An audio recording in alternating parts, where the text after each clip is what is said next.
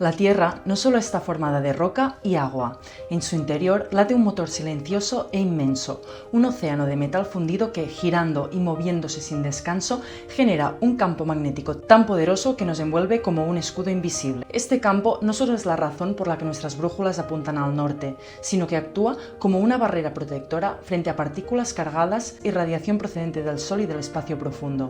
Sin él, la radiación solar atravesaría la atmósfera con mayor facilidad, aumentando drásticamente los niveles de radiación en la superficie y amenazando la vida tal y como la conocemos. En los próximos minutos exploraremos en detalle qué es ese campo magnético, cómo surge del movimiento del hierro y el níquel fundidos bajo nuestros pies y por qué su presencia es absolutamente esencial para mantener la estabilidad de la atmósfera, el clima y la propia supervivencia de los seres vivos. El campo magnético terrestre es una región del espacio-ambiente producido por la presencia de un dipolo magnético que tiene la Tierra. En términos sencillos, podemos imaginar la Tierra como un imán gigantesco, con un polo sur magnético y un polo norte magnético. Las líneas de fuerza emergen de uno de los polos y convergen en el otro, formando un escudo que rodea al planeta. Una característica fundamental de los campos magnéticos es que son dipolares, tienen asociados dos polos. Poseen un polo magnético positivo y un polo magnético negativo. Como consecuencia, las líneas del campo magnético o las líneas de fuerza son siempre cerradas, como en el caso del imán. Salen del polo positivo y llegan al polo negativo infinitamente, regresando posteriormente al polo positivo. Si pudiéramos observar esas líneas de fuerza en el aire, veríamos una especie de jaula o escudo que envuelve completamente la Tierra. Las líneas de fuerza nos muestran la dirección y la intensidad del campo magnético. Cuanto más juntas estén las líneas, más intenso es el campo. Cuando se ven separadas, el campo es más débil.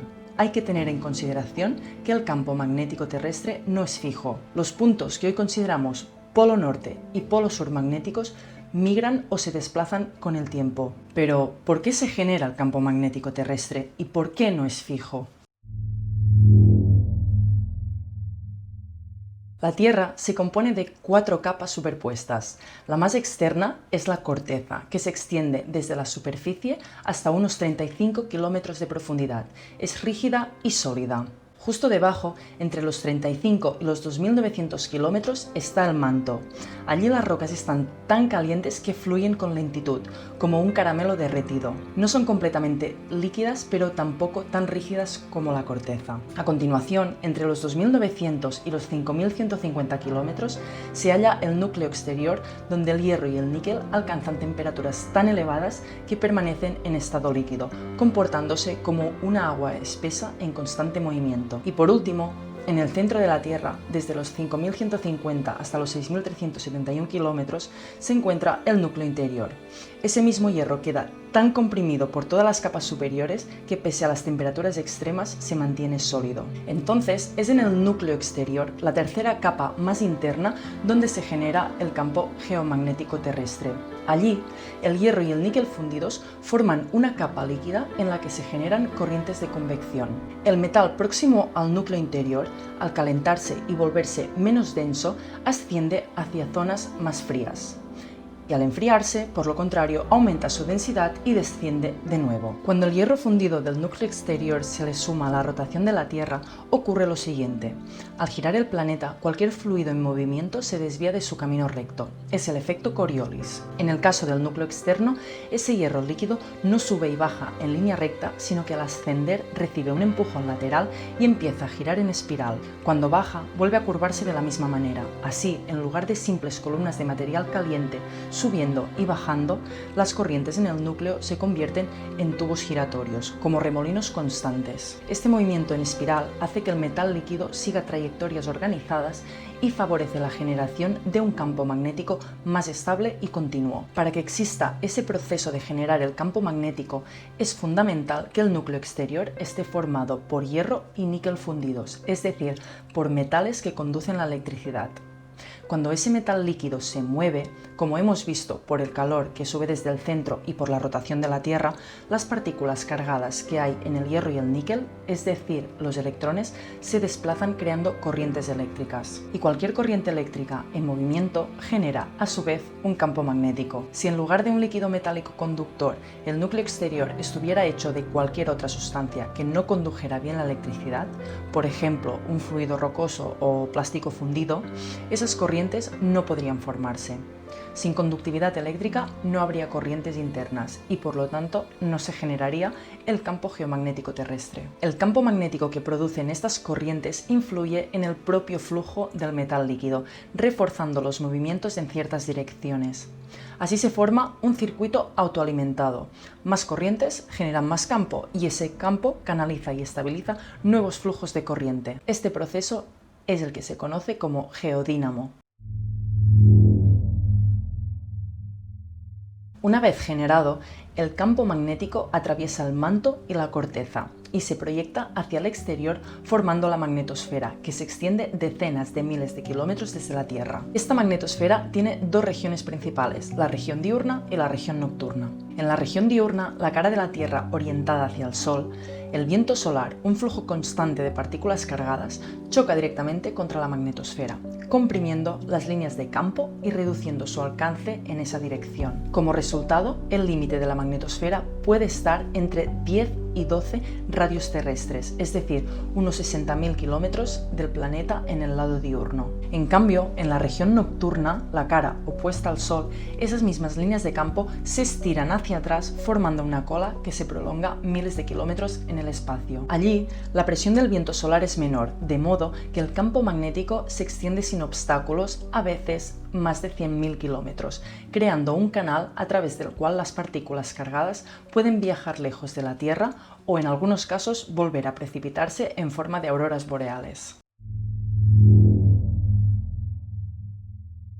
Debido a que las corrientes de convección en el núcleo exterior no son siempre idénticas, sufren turbulencias, variaciones de temperatura y oscilaciones en la velocidad del flujo, el campo magnético resultante tampoco es perfectamente estable. Con el tiempo, las regiones de flujo cambian y esa diferencia se refleja en un reajuste continuo de la forma y orientación del campo, provocando el desplazamiento de los polos magnéticos y la variación de intensidad en determinadas zonas. De media, se produce una inversión completa cuando el polo norte magnético pasa a ser el polo sur magnético cada varios de cientos de miles de años. La última gran inversión, llamada Brunhes-Matuyama, ocurrió hace 780.000 años.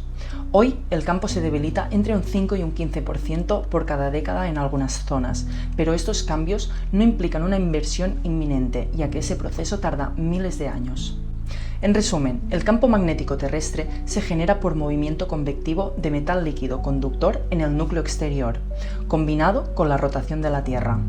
Este mecanismo, llamado geodínamo, es dinámico, porque el interior fluido nunca está completamente quieto. El campo magnético resultante tampoco es fijo, sino que varía y desplaza sus polos y su intensidad a lo largo de los años.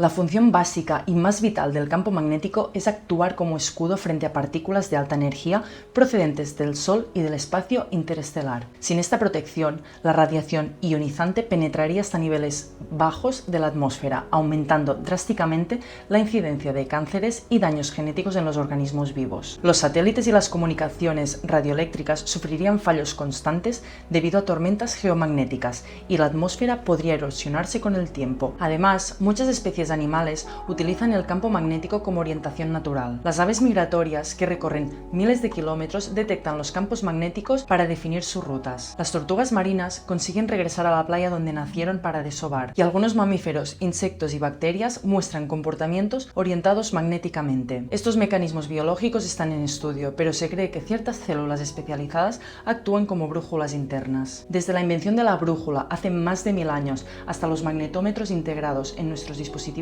móviles, el campo magnético ha sido clave para la navegación terrestre y marítima. Hoy día, los coches autónomos utilizan mapas magnéticos locales para calibrar su posición cuando el GPS no es suficientemente preciso.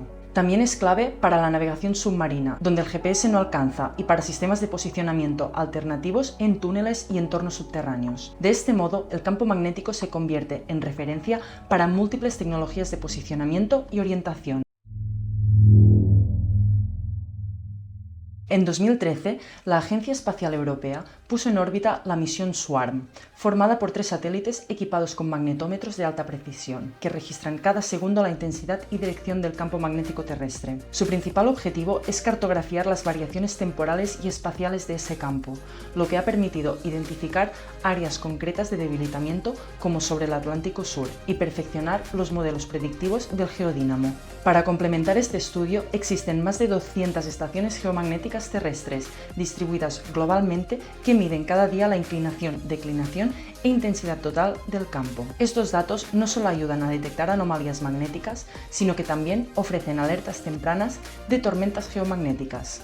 A su vez, el estudio del paleomagnetismo, mediante el análisis de rocas volcánicas y sedimentos que retuvieron la orientación del campo en el momento de su formación, ha sido clave para reconstruir la historia de inversiones magnéticas a lo largo de millones de años y comprender así en profundidad la evolución y dinámica del núcleo terrestre. Si por un instante el campo magnético desapareciera, la atmósfera se erosionaría por el viento solar, remolcando las partículas atmosféricas hasta que la atmósfera se perdiera gradualmente. Aumentaría drásticamente la radiación en la superficie. Sin protección, la radiación ultravioleta y cósmica incrementaría los casos de cáncer y anomalías genéticas. Se interrumpiría el funcionamiento de las tecnologías. Satélites, redes de comunicaciones y transporte aéreo se verían gravemente afectados por tormentas geomagnéticas. Caería la biodiversidad. Muchas especies que dependen del campo magnético para orientarse tendrían que desplazarse o podrían extinguirse. Cuando las partículas cargadas del viento solar logran penetrar en la magnetosfera, son guiadas por las líneas del campo magnético hacia las regiones polares, donde chocan con las moléculas de oxígeno y nitrógeno situadas en la alta atmósfera, a altitudes que oscilan entre los 100 y los 300 kilómetros. Estos choques excitan a los átomos, que luego emiten luz fosforescente al volver a su estado original. Los átomos de oxígeno producen tonalidades verdes, a unos 120 kilómetros, y rojas por encima de 200 kilómetros, mientras que el nitrógeno da lugar a tonos azules y púrpura. El resultado es el fenómeno de las auroras boreales en el hemisferio norte y auroras australes en el hemisferio sur. Además de ser un espectacular despliegue visual, las auroras sirven como indicador de la intensa interacción entre el viento solar y el campo magnético terrestre, ya que su brillo y extensión aumentan durante episodios de gran actividad solar, como las eyecciones de masa coronal. Estos eventos pueden intensificar las corrientes eléctricas en la ionosfera, afectando comunicaciones de radio de alta frecuencia y sistemas de posicionamiento por satélite, por lo que la observación de auroras también resulta de gran utilidad para monitorear el clima espacial y anticipar posibles perturbaciones tecnológicas. El funcionamiento del geodínamo inspira investigaciones sobre tecnologías de generación de energía a partir de fluidos conductores. Se explora replicar en miniatura procesos similares al núcleo terrestre para fabricar baterías más eficientes y motores con menos pérdidas energéticas. Los ingenieros también están explorando cómo crear escudos magnéticos artificiales para proteger las bases en Marte. Una idea es colocar anillos superconductores en órbita que creen un campo magnético parecido al de la Tierra, bloqueando el viento solar. Otra propuesta es equipar las naves espaciales con conjuntos de bobinas magnéticas que formen un escudo alrededor para proteger a los astronautas en viajes de larga duración. En resumen, el campo magnético de la Tierra es un motor interno que nos protege, nos orienta y condiciona la vida en la superficie. Sin él, el mundo sería irreconocible y peligroso. Continuar investigando nos permite anticipar tormentas geomagnéticas, desarrollar tecnologías renovables y preparar posibles misiones interplanetarias. Si te ha parecido interesante y quieres profundizar en otros aspectos de la ciencia terrestre y del espacio, suscríbete y activa la campanita. Deja un comentario si tienes preguntas específicas o quieres sugerir futuros temas. Nos vemos en el próximo vídeo.